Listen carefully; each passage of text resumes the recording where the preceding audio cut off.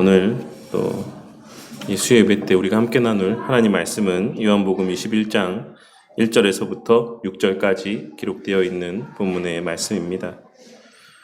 우리가 지난 시간 함께 나눈 말씀의 끝맺음 부분을 보셔서도 알 수가 있는 것처럼 본래 요한복음의 내용은 20장에서 끝나도 전혀 이상하지 않다라고 할 수 있습니다.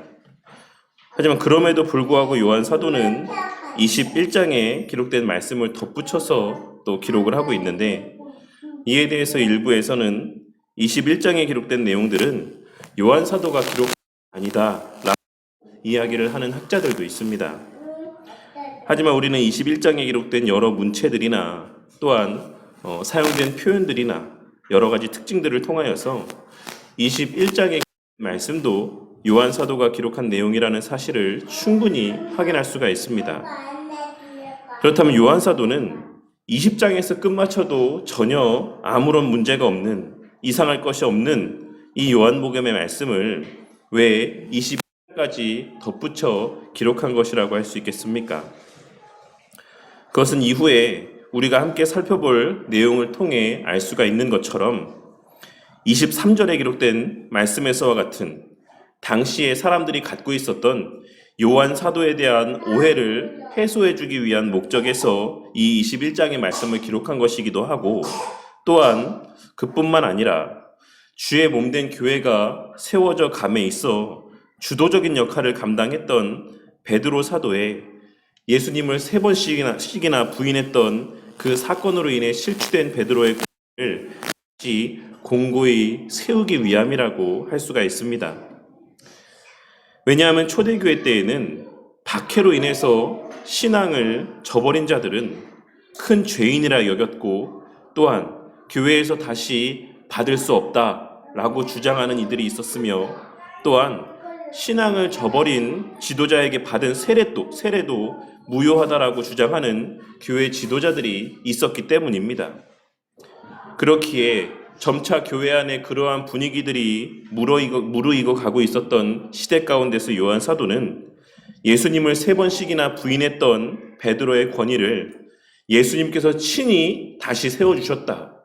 그 베드로의 예수님을 부인했던 사건은 예수님께서 친히 무마하여 주시고, 그 권위를 또한 그 수제자로서의 위치를 예수님께서 친히 다시 회복시켜 주셨다라는 사실을 기록하므로 베드로를 통해 역사하신 하나님의 일들의 가치가 폄하되거나 왜곡되지 않도록 이 21장에 기록된 말씀을 덧붙였던 것이라 할 수 있는 것입니다. 그 가운데 오늘은 1절에서부터 6절까지에 기록되어 있는 내용을 중심으로 그 의미를 함께 또 살펴보는 시간을 갖도록 하겠습니다.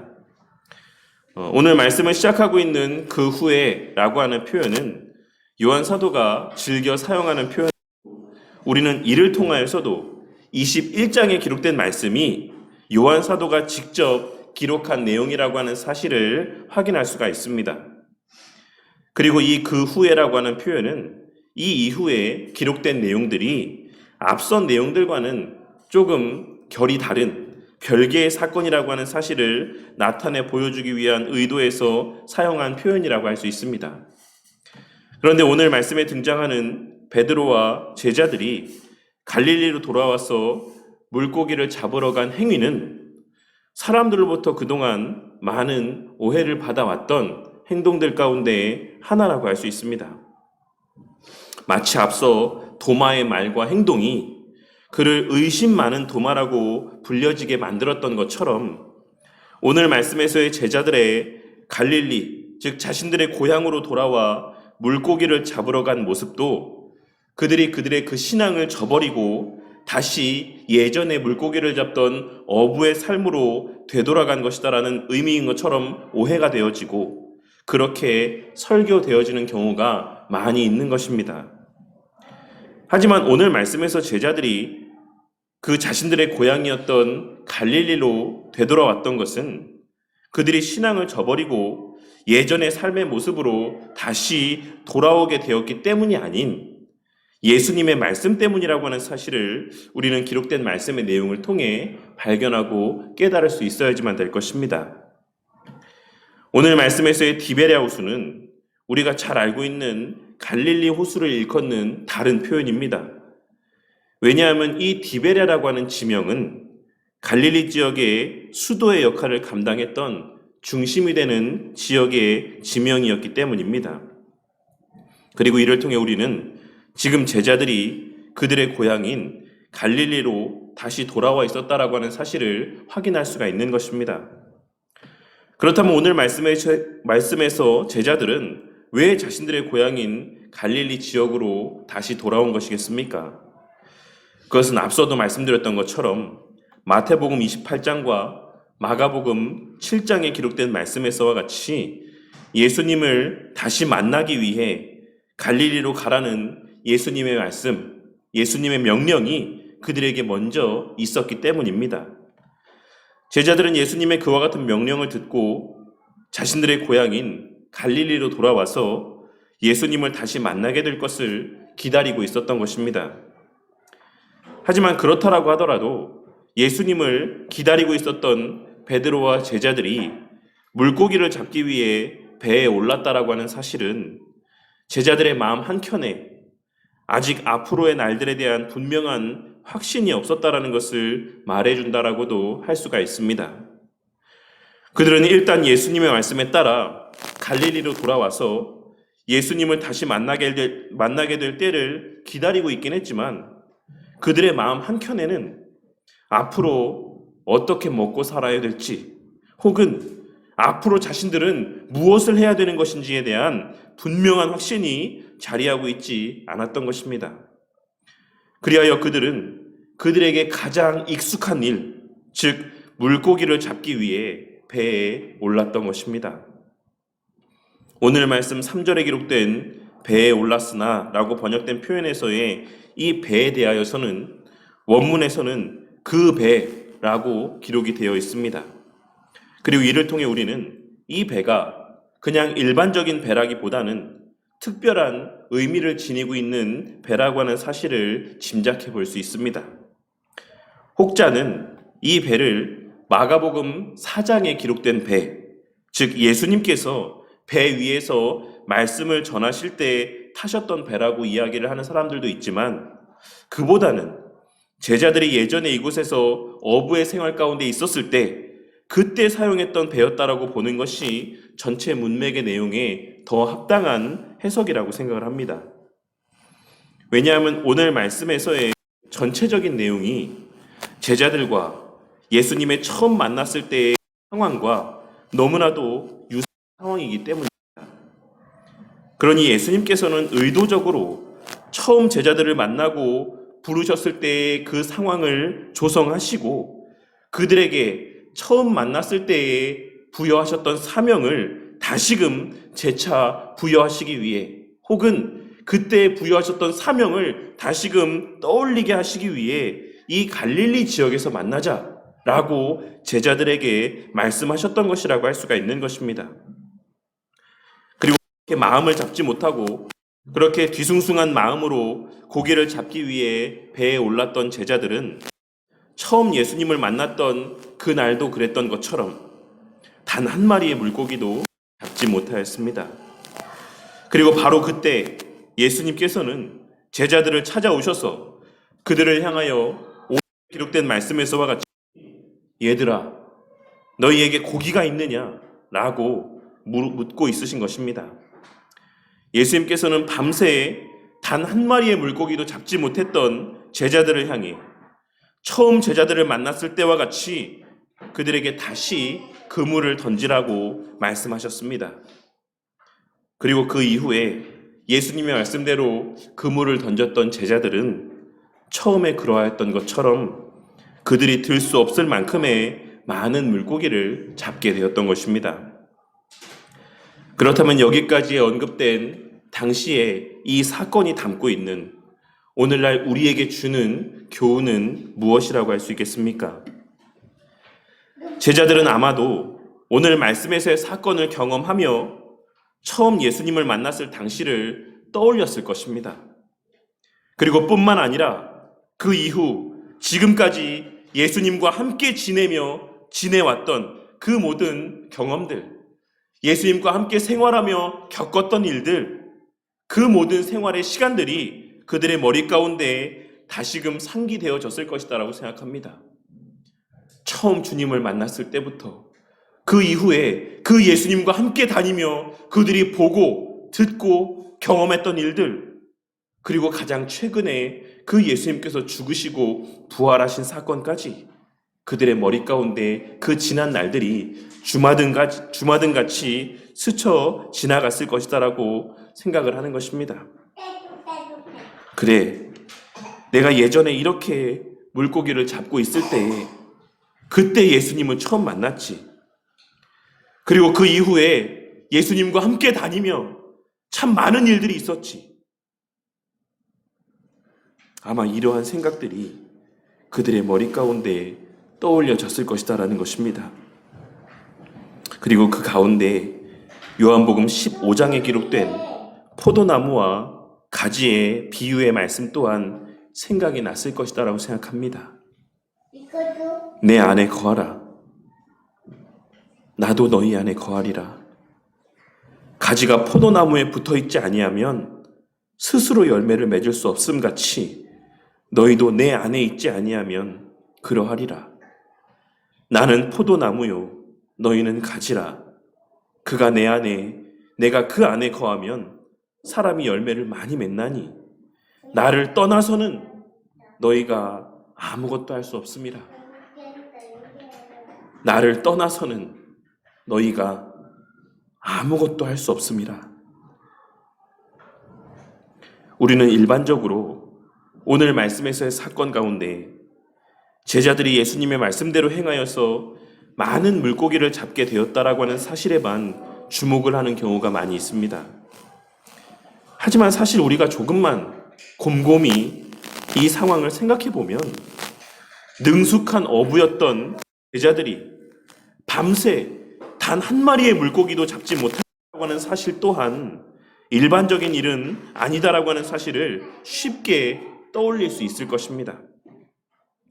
오늘 말씀에서 제자들이 밤에 물고기를 잡으러 나갔던 것도 그들은 언제 물고기를 잡아야 되는지를 알고 있었기 때문이라고 할 수 있습니다.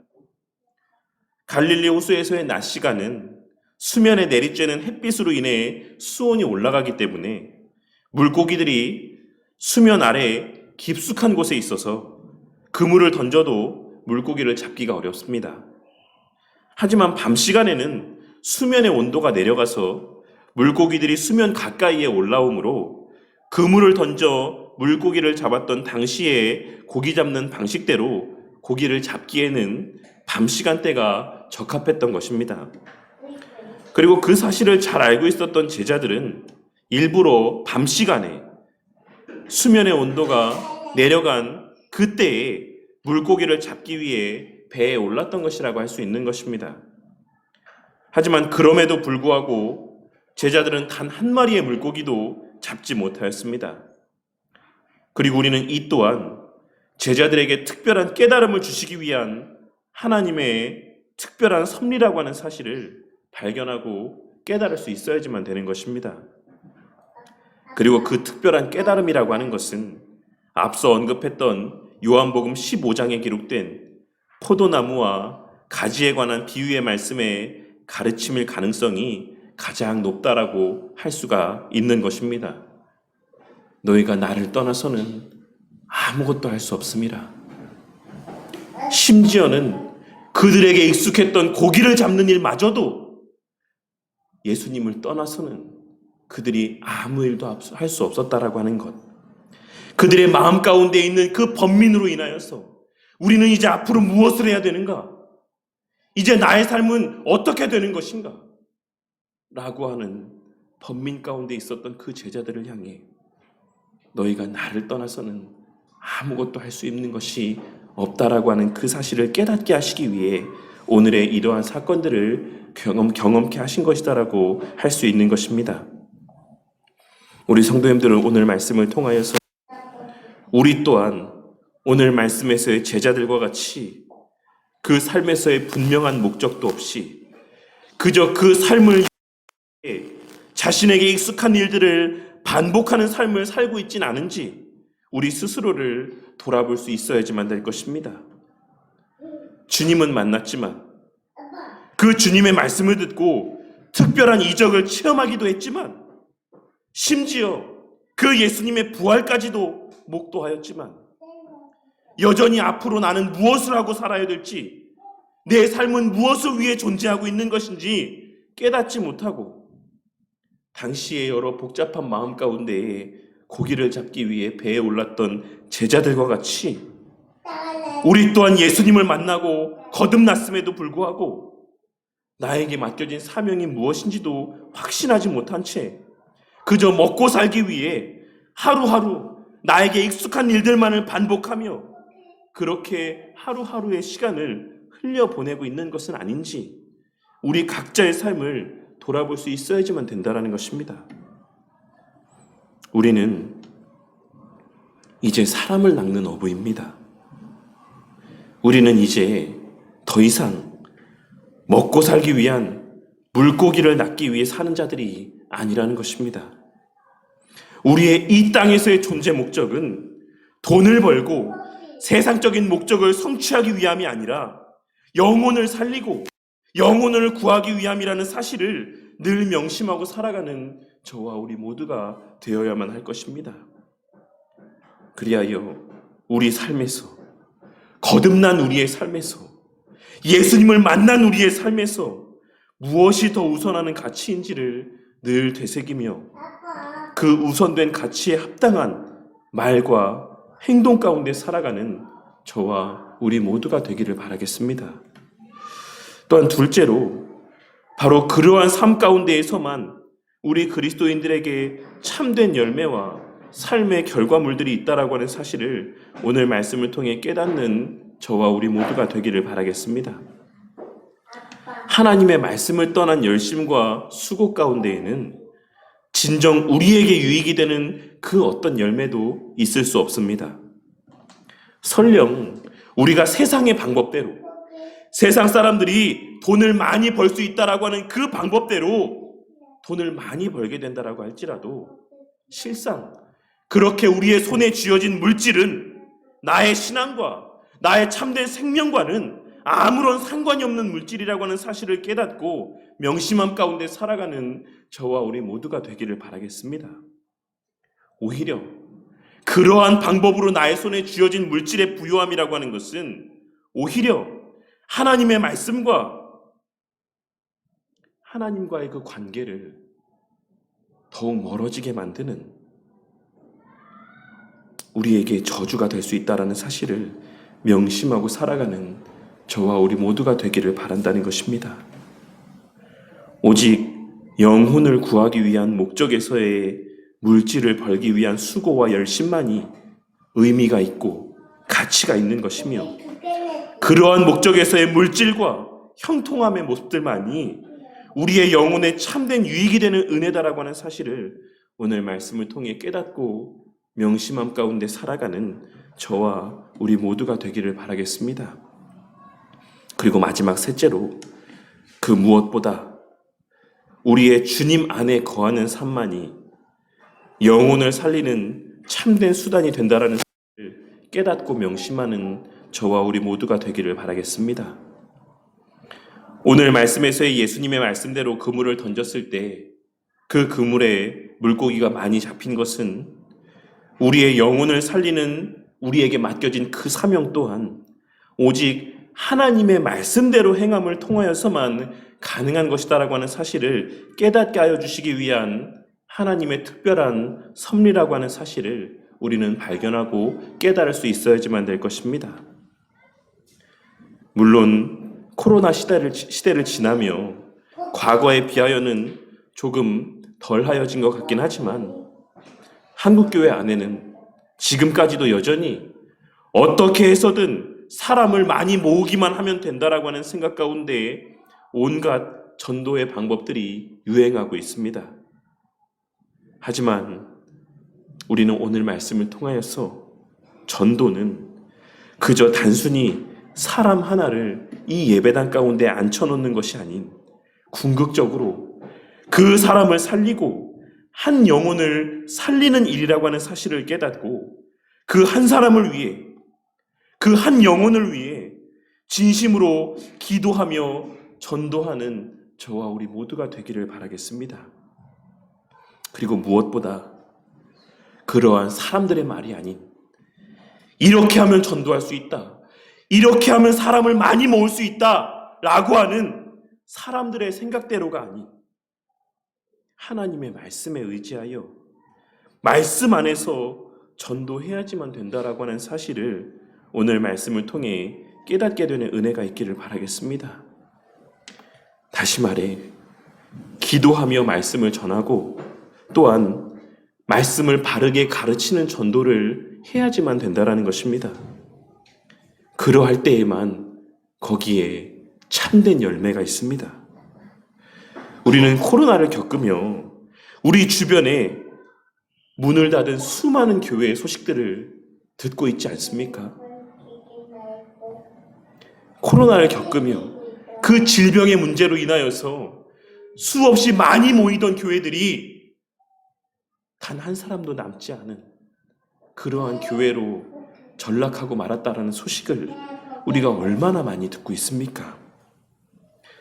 그냥 그저 사람만 많이 모아놓은 교회는, 그저 어떻게 해서든 그 자리만 채우려고 열심을 내었던 교회들은 모래 위에 지은 집처럼 작은 풍랑에도 쉽게 무너져 버리고 만다라고 하는 사실을 우리는 이번 코로나 시대에 우리에게 주시는 교훈들을 통해 마음 가운데 새기고, 어떻게 전도해야 되는지, 어떠한 전도가 진정 주님께서 기뻐하시는 전도인 것이고 어떠한 전도가 진정 교회를 견고히 세우는 전도인지를 우리는 깨달아야지만 될 것입니다. 그러한 깨달음 가운데 우리 교회가 말씀의 반석 위에 더욱 견고히 세워지고 한 영혼 한 영혼을 그러한 말씀의 반석 위에 세우기 위해 전도하는, 그러한 목적에서의 전도를 하는 그러한 교회가 되어 가기를 바랍니다. 그렇게 맺어진 열매만이 참된 열매인 것이며 그 어떤 상황 속에서 흔들리지 않을 수 있는 견고한 열매인 것을 오늘 말씀을 통해 깨닫게 되는 은혜가 있기를 바라겠습니다. 그저 감언이설로 혹은 그 사람의 비위를 맞추기 위한 노력들로 어떻게 해서든 사람만 많이 모으면 된다라고 하는 잘못된 방식의 전도에 열심을 내는 그런 교회가 되지 않기를 바란다는 것입니다. 저는 오늘 말씀을 준비하며 오늘 말씀에서의 너희에게 고기가 있느냐 라고 물으시는 그 예수님의 질문이 꼭 저에게 하시는 질문인 것처럼 생각이 되어졌습니다. 너희에게 고기가 있느냐? 너희에게 고기가 있느냐?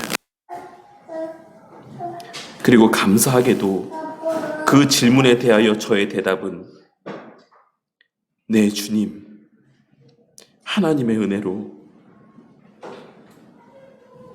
그래도 조금은 있습니다 라고 하는 대답이 저의 마음 가운데 떠올랐습니다. 오늘 말씀에서의 그물이 찢어질 것 같이 많이 잡힌 물고기는 한 교회에 부어주시는 은혜를 의미하는 것은 아닙니다. 우리가 말씀대로 전도할 때 우리 교회에 그렇게 많은 성도를 보내주실 것이다라고 하는 의미가 오늘 말씀 가운데 담겨져 있는 것은 아니다라는 것입니다. 오늘 말씀에서의 제자들의 그물에 잡힌 물고기는 그러한 전도의 열심 가운데에는 반드시 열매가 있다. 하나님께서는 당신의 백성들을 통해 당신의 구원하실 자들을 반드시 구원하실 것이다. 그 그물이 찢어질 정도로 하나님의 택하신 그 수많은 영혼들을 하나님께서는 반드시 건져내실 것이다라고 하는 의미가 담겨 있다라고 할 수 있는 것입니다. 그러니 비록 우리의 눈에 보여지는 당장의 열매는 적더라도 지금까지의 교회의 역사 가운데 하나님께서 행하신 일들을 떠올리며 우리 믿음의 선배들과 같이 하나님의 말씀에 의지하여 전도하고 그렇게 교회로 발걸음하게 된 자들을 바른 말씀으로 양육하기 위해 열심을 내는 우리 바른교회 공동체가 되기를 바라겠습니다. 그리하여 오늘 말씀에서의 그물이 찢어질 정도로 거두게 하신 그 풍성한 열매, 과거와 지금 현재와 앞으로 거두게 하실, 교회를 통해 거두게 하실 그 풍성한 열매 가운데 일부는, 그 찢어질 정도로 거두게 하시는 그 열매들 가운데 일부는 바로 그러한 우리 성도님들과 우리 바른교회 공동체를 통해 던져진 말씀의 그물을 통해 채워지게 되는 은혜가 있기를, 그 풍성하게 거두어진 열매 가운데 일부는 우리 성도님들의 그러한 열심으로 말미암아 채워지게 된 열매가 되어지기를 주님의 이름으로 간절히 축원합니다.